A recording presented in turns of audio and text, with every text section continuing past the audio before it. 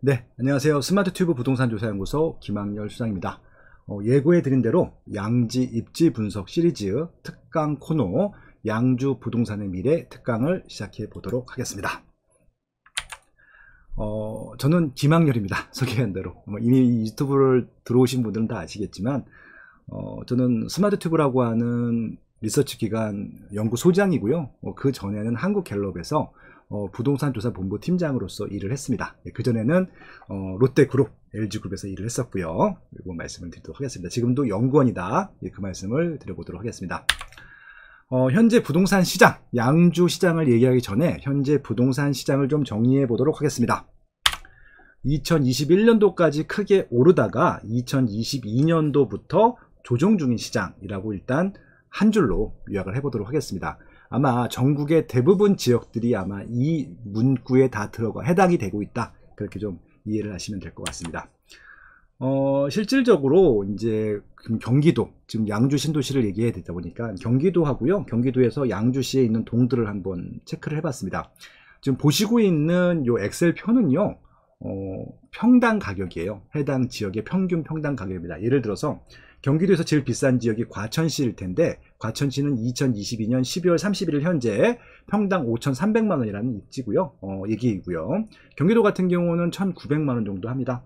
이 중에서 양주시 같은 경우는 여기 있습니다. 한 중하위권 정도 되는데 1,193만원 정도 하고 있다라고 보시면 될 것 같고, 양주시에 있는 것들만 따로 뽑아서 정리해 보게 되면은 2020년도에는 275만원이었다가 지금은 1193만원이 됐으니까 거의 한 4배 정도 올랐네요. 그래서 이제 실질적으로 양주도 굉장히 다이나믹하게 발전을 하고 있는 지역이다 라고 볼 수 있는데요. 특히 동별로 쪼개봤더니 이전에 하얗게 나온 부분들은 이전에 없던 동네가 새로 생긴 거잖아요. 예를 들어서 고읍동도 신도시인 거고요. 만성동도 신도시, 옥정동도 신도시, 광사, 고암, 회정도 신도시라고 보시면 될 것 같아요. 그래서 실제로 현재 기준 2022년도 현재 기준으로 보게 되면은 1,700만원을 기록하고 있는 옥정동이 옥정신도시라고 보통 아시고 있을 텐데 가장 비싼 입지고요. 이어서 고읍동, 만송동, 덕전동 등의 순입니다. 이 지역에 대한 얘기는 뒤에 다시 말씀드려보도록 할게요.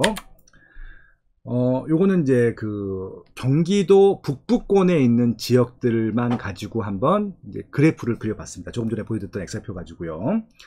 2000년도에는 남양주시가 제일 비싼 입지였고요. 지금도 제일 비쌉니다. 통상적으로 제일 비쌌던 입지가 계속 비싼 입지가 될 가능성이 높다라고 봐주시면 될 것 같고요. 그리고 이어서 의정부, 그다음에 양주시 등의 순이고요. 그 위로 이제 양평군, 동두천, 포천, 가평, 연천군의 등의 순이라고 보시면 될 것 같고요. 연천군은 평당 400만원 시장이에요. 굉장히 저렴하죠. 지금 1,000만원이 넘는 지역들은 이제 3개 지역밖에 없고요. 남양주, 의정부, 양주, 이게 3대장이다 정도로만 기억하시면 될 것 같고요. 아마 초반에는 이제 400만원 전후로 20년 전에는 가격대가 비슷한 지역이었지만 점점 이 격차가 벌어지고 있다라고 봐주시면 될 것 같고, 요 탑3 지역들 기억하세요. 남양주, 의정부, 양주는 같이 우상향을 하고 있고, 최근에 2022년 들어서 조금 조정이 됐다는 것들이지, 이게 쭉 빠져서 예전 시세로 돌아가느냐, 그건 또 다른 문제라고 말씀을 드렸고요. 아마 이거는 살짝 조정이 되다가 이 3개 지역들은 다시 올라갈 가능성이 높다라고 봐주시면 될 것 같습니다. 양주시만 가지고 보도록 할게요. 양주시는요, 2000년도 초반에는 400만원도 안 되는 지역들이 대부분이었다가 신도시들이 생기면서 가격이 많이 올라가는데요. 특히 2017년도 있죠. 2017년도부터 본격적으로 시장이 완전히 2개 지역으로 나뉩니다. 2개 지역으로 어떻게 나뉘게 되냐면요. 1등 지역이 옥정동입니다. 옥정동. 옥정동이 치고 올라가고요. 나머지 지역들은 좀 유사합니다. 그래서 뭐 고읍동, 만송동, 덕정, 광사, 고암, 회정, 요 기존에 있는 또 신도시들 같은 경우는 나름대로 1,000만원 전후의 시세를 형성하고 있는데, 옥정동만큼은 거의 2,000만원에 육박한 지역으로 좀 차별화가 되고 있다라고 봐주시면 될 것 같고요. 아마 이 갭은 더 벌어질 가능성이 높다, 그렇게 좀 이해하시면 될 것 같습니다. 그러면은 2021년도까지 왜 올랐을까를 봐야 되는데요. 수요는 계속 증가했다는 얘기입니다. 시세가 올라간다고 하는 것은 공급 대비 수요가 많다는 얘기고요. 그리고 그렇게 됐던 이유 중에 하나는요, 서울의 공급을 축소하다 보니까 경기도가 반사이익으로 좀 더 많이 상승하게 된 영향들이 있었다. 그렇게 좀 이해하시면 될 것 같습니다. 요거는 이제 그 아파트 입주 물량입니다. 재고라고 하는데요. 경기도에는 360만 채가 있고요. 좀 보시는 바와 같이 빨간색 부분들이 이제 입주 물량이 제일 많았던 해인데 2018년도 이후로요. 경기도가 입주 물량이 줄어요. 서울도 2019년도, 2020년도를 기점으로 해서 줍니다. 그래서 서울, 경기 같은 경우가 물량이 줄다 보니까 이 신규 아파트가 공급된 지역들의 시세가 조금 더 많이 올라가는 경향이 있었다. 그렇게 이해하시면 될 것 같습니다. 입주 물량이었었고요. 네. 경기도에서 양주시만 보도록 하겠습니다. 네, 양주시는 다행히 다른 경기도 지역들은 입주 물량이 줄었는데 2022년, 2023년도까지도 올해까지도 입주 물량이 많습니다. 그래서 아마 경기도나 서울에 있는 수요층들을 많이 받을 것으로 예상이 되고 있다. 그렇게 좀 이해하시면 될 것 같습니다. 네, 요거는 이제 거래량입니다. 거래량일 텐데요. 2020년도가 경기도는 아파트 최고 거래량이 나왔었고요. 2006년도 이후 최고였었고요. 2021년도가 거래량이 많이 줄었고 특히 2020년도에는요 46,000건입니다. 경기도 평균이 연간 한 16만 7천 건 정도 거래돼야 되는데 2020년도는 거래가 거의 안 됐죠. 이 얘기는 뭐냐면요, 급매물들만 싸게 거래되는 것들만 거래가 됐고 그 이하들은 거래가 되지 않았다. 그렇게 이해하시면 될 것 같습니다. 네, 경기도에서도 양주만 놓고 보면요, 양주도 마찬가지로 작년에 거래량이 굉장히 줄었고요. 양주의 20년 정도, 한 15년, 16년 동안의 평균을 보게 되면 연간 한 3,500건 정도는 돼야지 정상인데 1,000건밖에 안 됐기 때문에 작년 양주 가격의 하락은 뭐 이런 것들을 좀 급매물만 거래된 시황이었다. 그렇게 좀 이해하시면 될 것 같습니다. 넘어가도록 하고요. 이제 앞으로 변수는 없을까라고 하는 부분들일 텐데요. 이제 금리는 더 이상 중요한 요소가 아닙니다. 그렇죠? 한국은행에서도 이제 금리를 동경할 가능성이 높고요. 올린다 하더라도 한 번 정도 올리고 아마 계속 이제 하반기 때는 금리를 인하할 가능성이 높다라고 하고 있죠. 이것들은 뭐 그때 가봐야 알겠지만 더 많이 크게 올라갈 것 같지는 않습니다. 그래서 지금부터는 금리보다는 정책을 봐주시기를 기대를 하고 있고요. 2023년도 1월 3일 날 정부에서는 종합부동산 대책을 발표했습니다. 일산 대책이라고 하는데 이거 가지고 향후에 정부의 방향성들을 우리가 좀 읽어보면 좋겠다라고 하는 부분들을 좀 체크해 보도록 하겠습니다. 일단 어디서나 살기 좋은 지방시대를 실현하겠다라고 하는 게 첫 번째 공약이고요. 부동산 정책에서. 그래서 일자리들을 만들고 그리고 실질적으로 거점별로 연결해서 교통망을 조성하겠다. 철도, 도로 뭐 이런 것들 그렇게 하겠다는 것들이고요. 그래서 실질적으로 시장 정상화를 가져오겠다. 규제 없애고 정상적으로 이사할 수 있게 해주겠다. 그런 얘기들이고요. 그래서 실질적으로 국민들이 원하는 곳에 살게 하기 위해서 일자리랑 연결되는 광역 교통망들을 조금 더 빨리 해주겠다라고 하는 부분들이 있습니다. 그래서 A는 이미 착공을 했고 빨리 준공을 시키려고 하고 있고 B하고 C는 이제 2023년도 내에 착공을 하려고 노력을 하겠다라고 합니다. 그리고 광역버스, 지방버스를 더 확대하겠다라고 하는 지원들도 있고요. 마지막으로 이제 국토교통산업을 이제 활성화시키는데 여러 가지 물류 환경이라든지 항공 환경이라든지 이런 것들을 좀 더 현실화하겠다라고 하는 것들입니다. 그럼 이제 두 가지로 정리해보게 되면은 서울 수요를 분산시키겠다고 하는 것들이거든요. 지방 활성화는 결국 서울 수요 분산입니다. 그래서 그렇게 하기 위해서 양질의 주거시설, 교통망 이런 것들을 만들겠다라고 하는 것이 아마 일반적인 이제 그 이 정부에서 지금 추진하고 있는 방향성이다라고 보시면 될 것 같습니다. 그래서 지금 말씀드린 대로 이제 광역 교통망 이슈가 굉장히 큰 이슈 중에 하나일 텐데요. 대통령 공약에도 A부터 F까지 나와 있습니다. 하지만 우리는요, D, E, F는 지금 시점에서는 생각지 않기로 해요, 이제. 네. 우리는 A, B, C만 봅시다. A, B, C. 그래서 A는 이미 이제 곧 준공을 앞두고 있고, B와 C가 이제 내년 정도, 빠르면 올해 12월 달, 늦어도 내년까지 착공을 한다고 하니까, 이제 A보다 B, C에 좀 집중하실 때가 되지 않았을까라는 생각이 들기도 합니다. 그래서 이제 결국 사야 되냐 말아야 되냐 부동산 의사결정 가이드를 좀 말씀드리고자 하는데 오늘은 양주라는 시장을 가지고 한번 그런 것들을 분석해 보도록 하겠습니다. 굉장히 다양한 주택 형태들이 있죠. 뭐 고급 주상복합도 있고 아파트도 있고 단독도 있는데 저 많은 주택 중에서 여러분들은 과연 어떤 주택에 살고 싶으십니까? 라고 좀 화두를 던져보도록 하겠습니다. 이것들에 대한 결과는요, 이렇게 좀 말씀드리고 싶어요. 그러니까 내가 살고 싶은 곳도 중요하지만 전반적으로 전체 시장에서 사람들이 어떻게 생각하고 있는지를 한번 파악해 보도록 하겠습니다. 향후에 이사를 간다고 했을 때 이사를 가고 싶은 주택의 유형을 봤어요. 여기 지금 맨 위가 전체 평균이라고 보시면 될 것 같습니다. 이렇게 하게 되면은 이게 너무 뜬금없기 때문에 현재 어떤 주택에 살고 있는지 베이스로 한번 분석을 해보도록 하겠습니다. 한번 보니까요.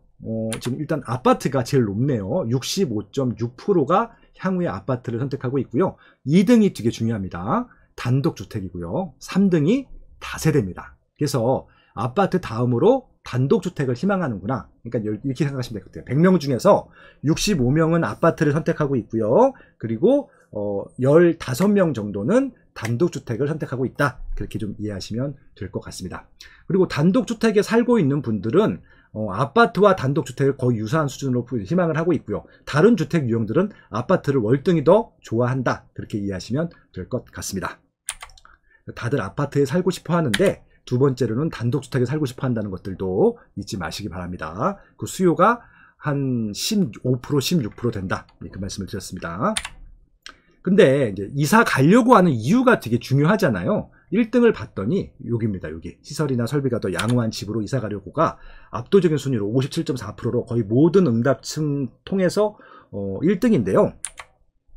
특히 단독주택을 희망하시는 분들 같은 경우는 전체 평균보다 더 높습니다. 61.5%로. 이게 무슨 의미냐면요.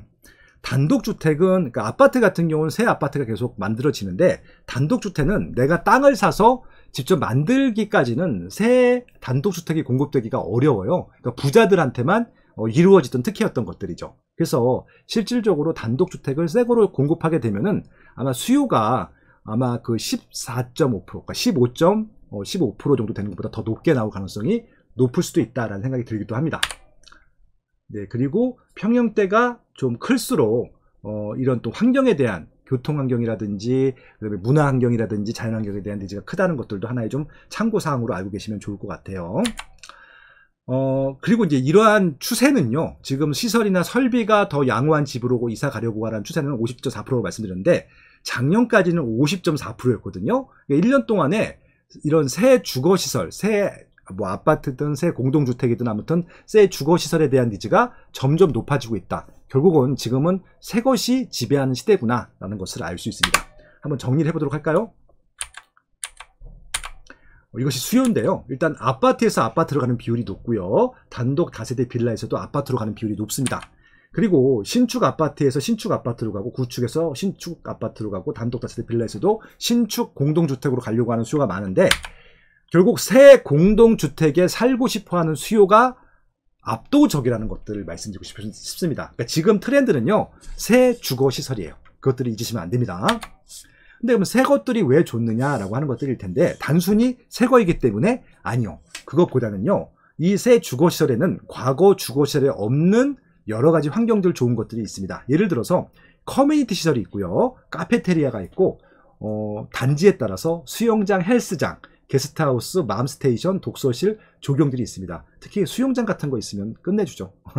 굉장히 차별화된 시설이니까. 그리고 조식 서비스가 있고요. 컨시어지 서비스, 돌봄 서비스 이런 것들을 합니다.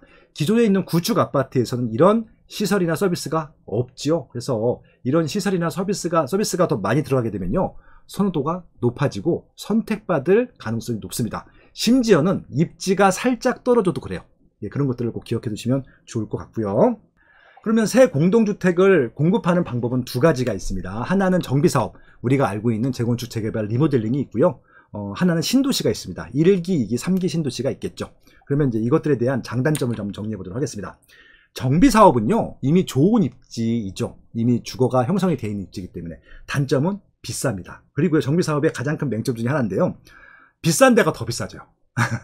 이게 되게 중요한데, 강남구는 재건축을 하면 할수록 더 비싸집니다. 하지만 도봉구는 재건축을 하더라도 강남구처럼 비싸지진 않아요. 예, 그런 부분들이 있습니다. 근데 신도시는요, 이게 단점인데, 입주 후에 한 10년 동안은 기반시설이 없기 때문에 상업시설도 부족하고 학교도 부족하고 그리고 뭐 학원도 없으니까 불편하죠. 10년 정도 걸립니다. 근데 이게 그 대신 상대적으로 저렴합니다. 그리고요, 신도시의 장점이 뭐냐면요, 거의 평준화가 돼 있죠. 부익부 빈익빈이 양극화가 안 돼 있다는 것들이죠. 그래서 저는 늘 이렇게 말씀을 드리는데 돈이 많은 사람들은 정비사업 입지 좋은 데라고 말씀드리고요. 좀 젊은 층들 같은 경우는 신도시들, 예, 그리고 또 이런 좀 평준화시 이런 물건들을 좋아하시는 분들 같은 경우는 신도시로 가라고 말씀을 드립니다. 예, 그렇게 이해하시면 될 것 같습니다. 그래서 어떤 부동산에 주목을 해야 되느냐? 일단 정부에서 신경을 많이 쓰고 있는 입지를 주목하시면 좋겠다는 말씀을 드려보고 싶은 것들이고요. 그리고 우리가 다 알아요.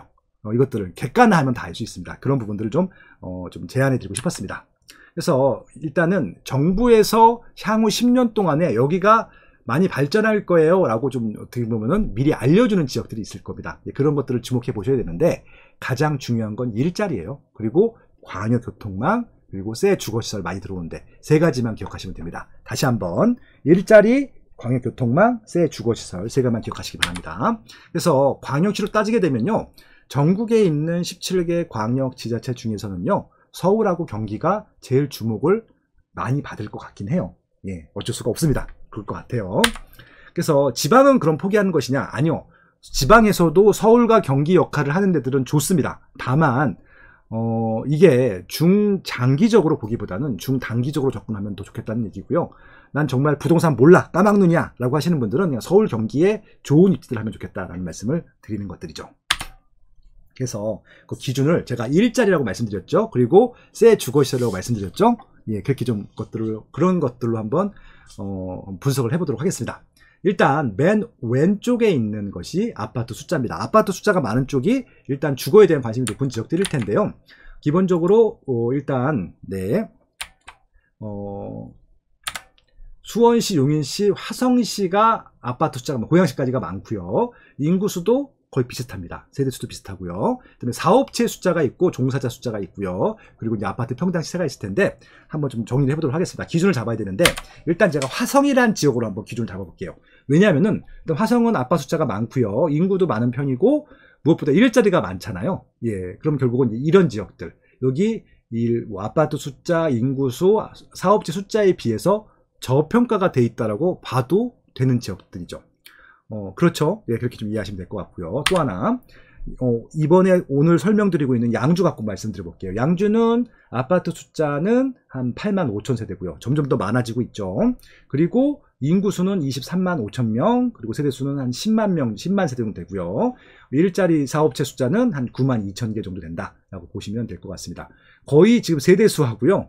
종사 숫자가 비슷하죠. 이것도 되게 재밌는 결과 중에 하나라고 보시면 될 것 같습니다. 근데 시세는 중하위권. 그러니까 양주도 어떻게 보면은 기반시설을 갖고 있는 위상보다는 좀 저평가되어 있다. 좀 나중에 이렇게 좀 볼 수 있을 것 같아요. 화성하고 양주를 좀 주목해 봐야 되는데 둘 다 지금 가치보다는 미래 가치가 더 높아질 가능성이 높다. 그렇게 좀 이해하시면 될 것 같습니다.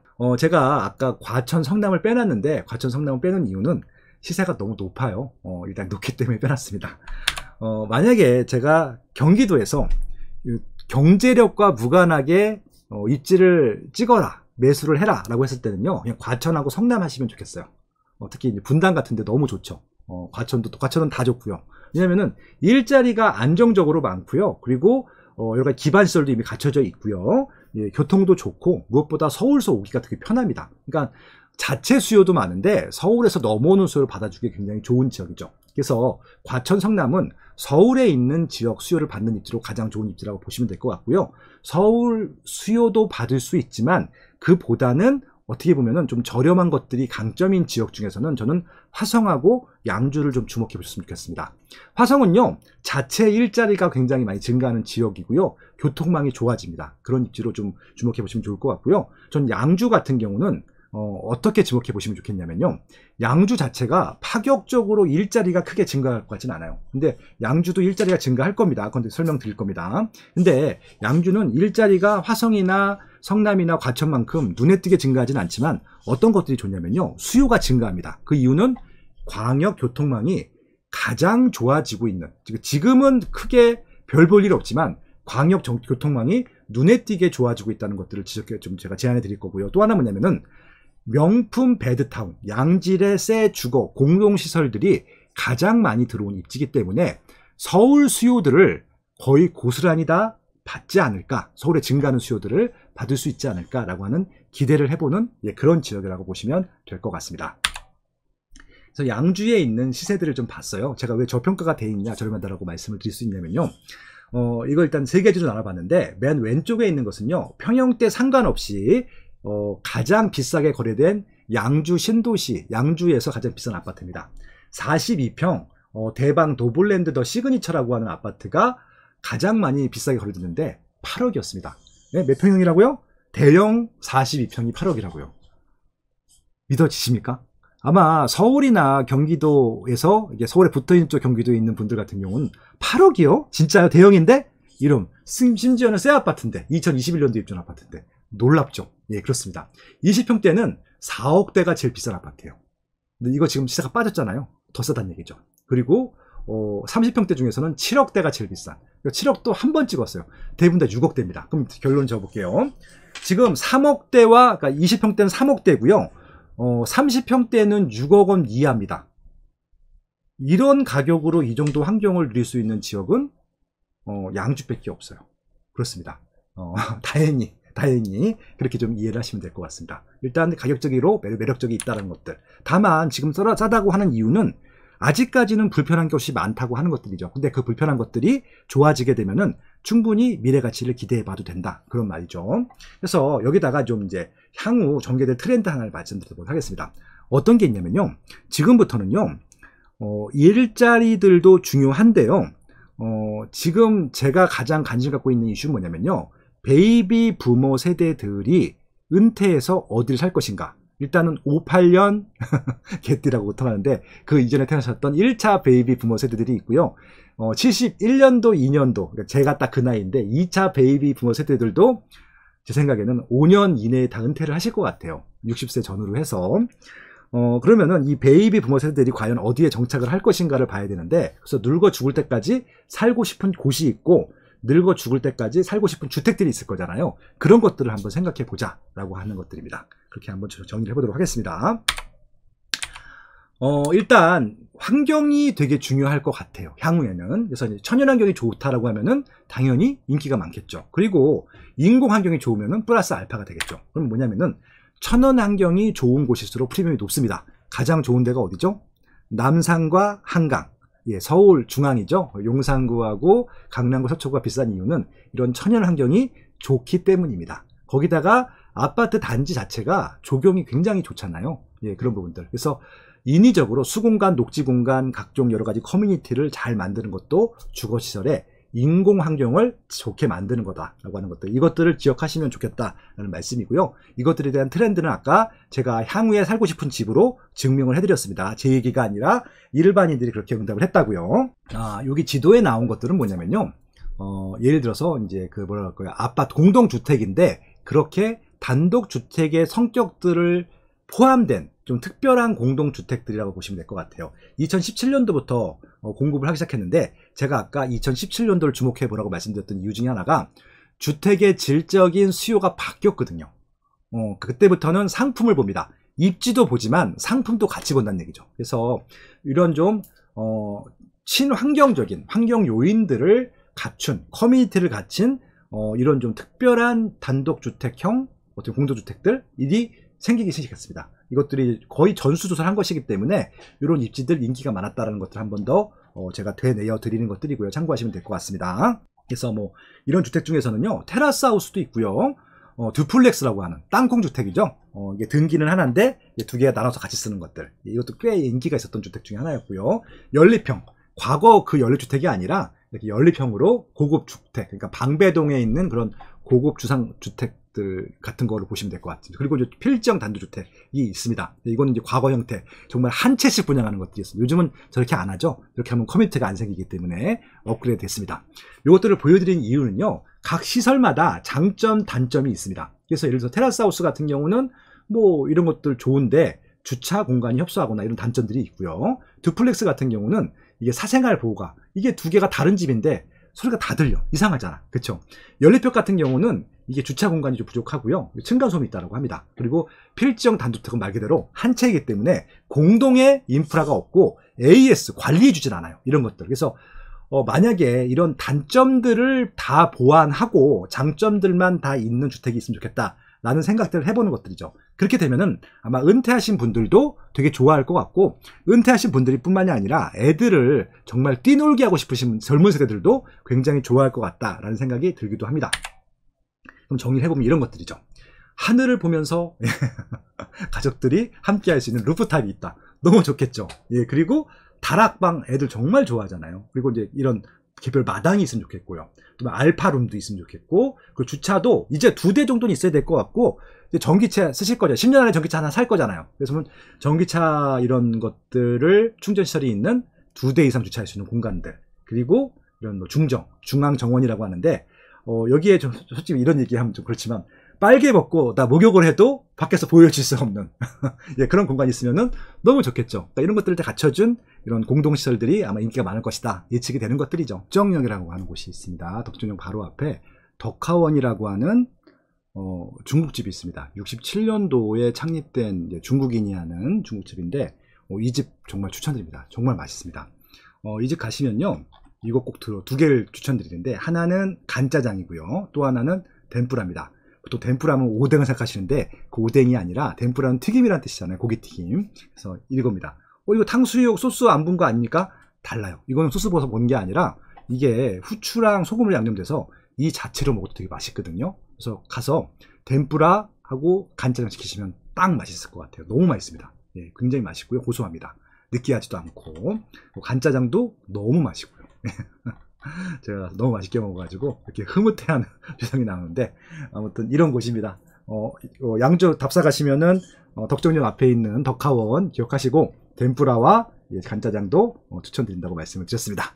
네, 그럼 바로 또 강의를 이어서 하도록 할게요. 이제 양주를 임팩트 있게 좀 정리를 해보도록 하겠습니다. 양주 같은 경우는요, 이게 좀 굉장히 면적이 좀 이렇게 좀 퍼져 있는데요, 우리가 관심 가질 지역들은 딱 정해져 있습니다. 그렇게만 설명을 드려보도록 할게요.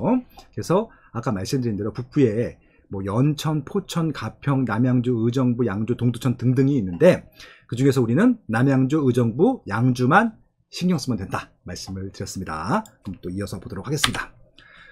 양주를 크게 4개 생활권으로 나누는데요, 북부 생활권이 있고, 동부 생활권이 있고, 서부가 있고요, 남부가 있습니다. 실제로 우리가 이제 관심을 가질 쪽들은 아무래도 이제 여기 첨단 R&D 서부 생활권 요 부분들의 일자리 하고요, 궁극적으로 동부 생활권이 되겠죠. 요 라인입니다. 그래서 여기는 기본적으로 물류, 주거, 행정, 역세권 개발이라고 봅니다. 그래서 아마 메인 입지는 동부 생활권이 될 것 같고요. 그리고 일자리가 생긴다라고 하면은 옆에 있는 요 서부 생활권으로 일자리가 생길 것이다. 2가지 포인트만 기억하시면 될 것 같습니다. 양주에서 제가 가장 긍정적으로 바라보고 있는 것이 뭐냐면요, 인구가 계속 증가하고 있다는 겁니다. 계속 증가하는 게 보이시죠? 매년 3% 전후가 인구가 증가하고 있다는 것들, 이것들이 굉장히 중요하고요. 꾸준히 새 아파트들이 공급되고 있다. 왜? 인구가 증가하는 것들만큼 그 미래 수요를 수용할 것만큼 증가를 해야 되니까, 그 부분들이 양주를 가장 긍정적으로 보는 하나의 사인이라고 보시면 될 것 같습니다. 양주 옥정 신도시가 있고 회천지구가 있는데, 2개 지역을 이렇게 분리한 좋은 자료가 있어서 그거 제가 잠시 캡처를 해서 좀 활용을 해보도록 하겠습니다. 이게 이제 한 이제 분양 사이트에 있는 자료일 텐데 제가 좀 몰래 썼습니다. 예, 양해 부탁드리고요.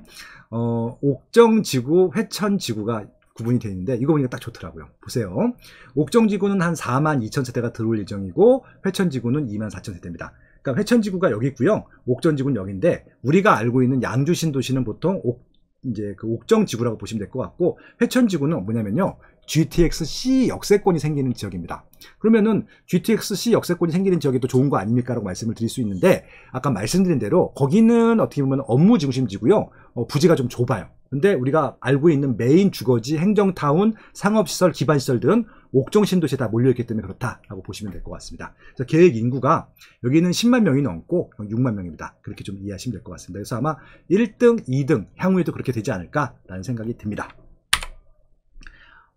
이 수도권의 주요 신도시를 한 번씩 정리를 해드릴 텐데, 여기를 엮는 그 교통망들이 현재 계속 공사 중입니다. 특히 우리가 알고 있는 수도권 이제 순환도로라고 하는 것들이 있는데, 이제 이 제1 수도권 순환도로는 1기 신도시를 엮는 것이고요.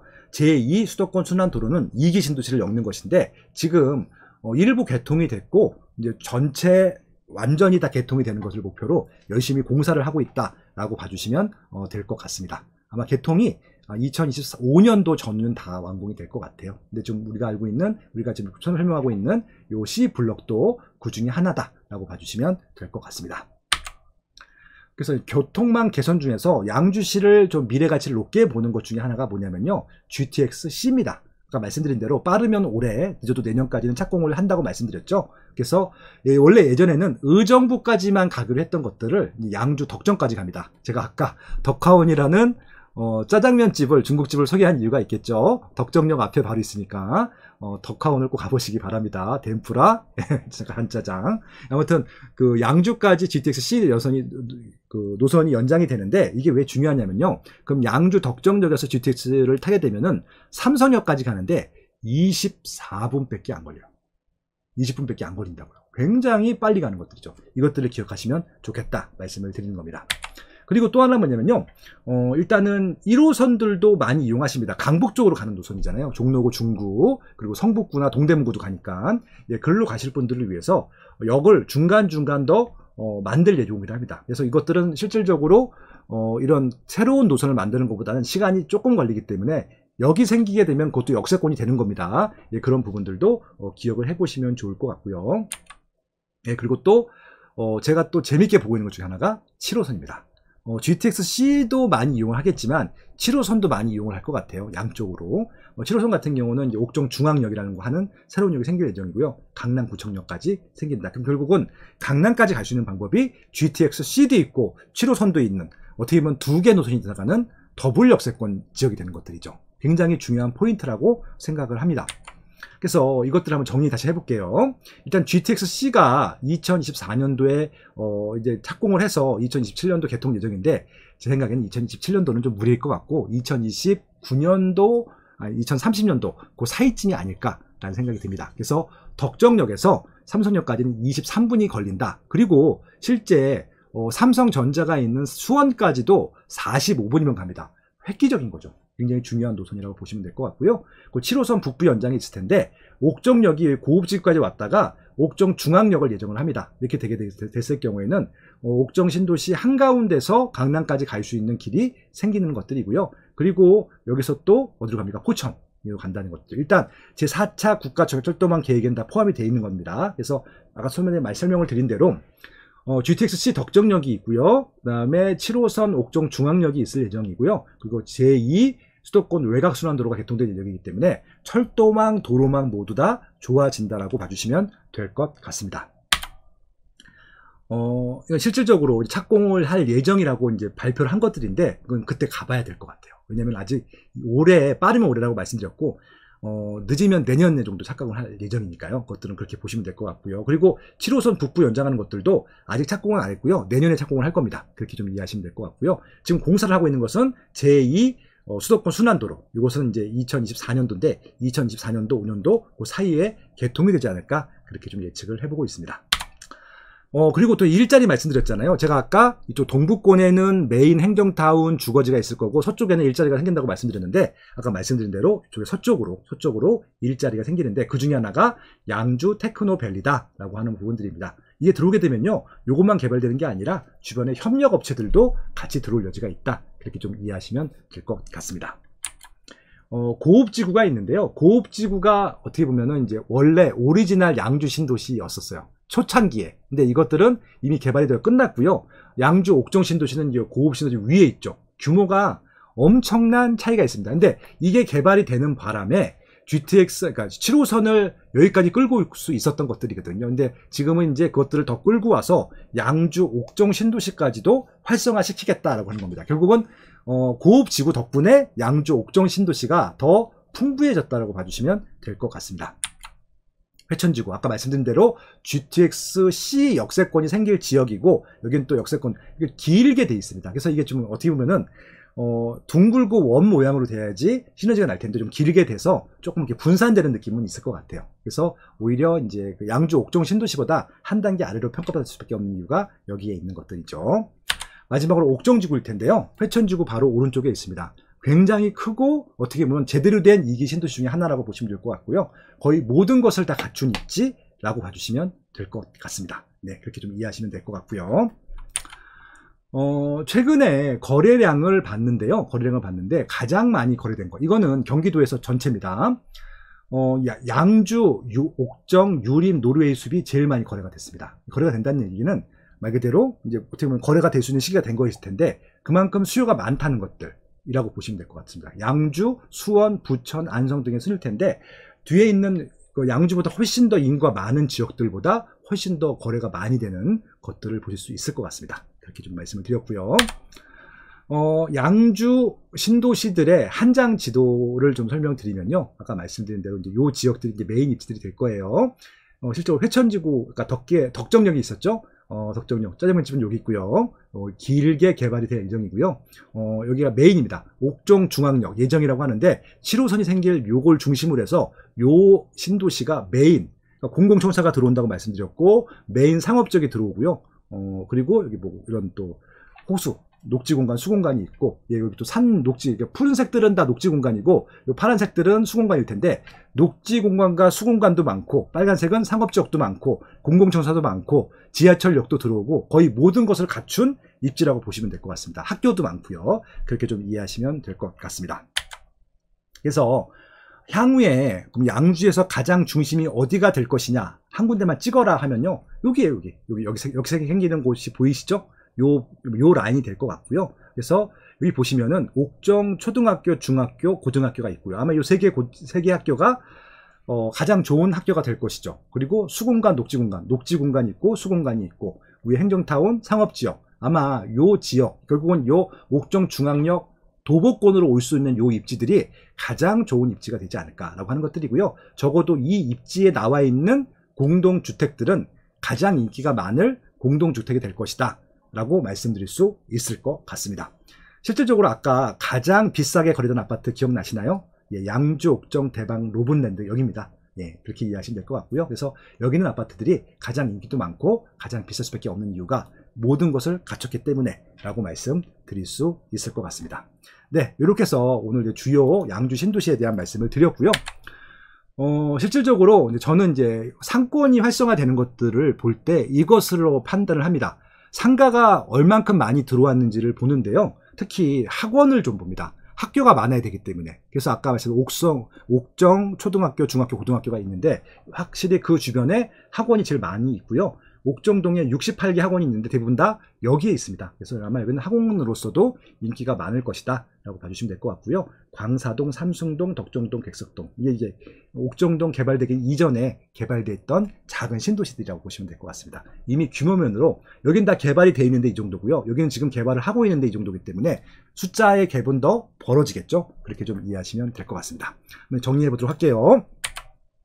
일단 결론입니다. 매수할 때 고려해야 되는 세 가지 팁일 텐데요. 일단은 지금 저렴하지만 미래에 비쌀 것들을 살기 위해서는 신규 교통망을 집중하라, 주목하라 라고 말씀드릴 수 있을 것 같고요. 그리고 이 베이비 부머 세대들 1차, 2차 분들이 10년 안에 대부분 다 은퇴를 하고 있을 것이기 때문에 이분들은 환경 쾌적성을 굉장히 중요하게 생각한다고 말씀드렸고, 더군다나 지금 아이들을 뛰놀게 하고 싶은 30, 40 분들도 환경 쾌적성을 우수하게 생각하기 때문에 이렇게 좀 환경 쾌적성이 좋은 지역들을 주목하라라고 말씀을 드릴 수 있을 것 같고요. 그리고 부동산에 있어서 가장 중요한 건 수요일 텐데, 수요는 인구가 증가하는 지역들은 무조건 증가합니다. 그래서 인구가 증가하는 시군구들을 따져봐야 되겠다. 예, 그런 말씀을 드려보도록 합니다. 그리고 하나 더, 주거 트렌드일 텐데 일단 새 아파트, 새 공동주택의 수요는 급증하고 있다는 것들 증명해 드렸었고요. 그래서 상품성, 최근에는 오히려 입지보다도 상품성을 더 중요하게 고려하더라라고 하는 것들, 중요성이 커지고 있다는 말씀 보여드렸고요. 그래서 주거 환경이 정말 좋아야 되고요. 여기에 교통망도 갖춰지고 그것들이 환경 쾌적성, 혐오시설은 당연히 없어야 되고요. 또 선호시설까지 있게 되면은 인기가 많을 것이다 라는 말씀을 드릴 수 있는 것이죠. 네. 그래서 이제 오늘 특별 양주 신도시 특별 강의를 했는데 결론을 말씀드리도록 하겠습니다. 네, 첫 번째, 내가 살고 싶은 집, 남도 살고 싶은 집을 선택하라 라고 제안을 드리고 싶고요. 그리고 미래 가치가 확실한 곳이라고 하면은 지금 조정장일 때 많이 가격이 내려왔을 때 지금 잡는 것이 오히려 기회일 수 있다 라고 말씀을 드리고 싶습니다. 네, 이렇게 해서 양주 부동산의 미래 특강을 마치도록 하겠습니다. 변하지 않는 절대 가치가 있는데요. 그 절대 가치에 대한 것들을 말씀드렸던 것 같습니다. 스마트튜브 김학렬 소장은 여러분들한테 대한민국 부동산 절대 원칙을 알려드리기 위해서 오늘도 최선을 다하고요. 내일도 최선을 다하겠습니다. 또 다음에는 다른 입지 분석 가지고 찾아뵙도록 하겠습니다. 네, 고맙습니다.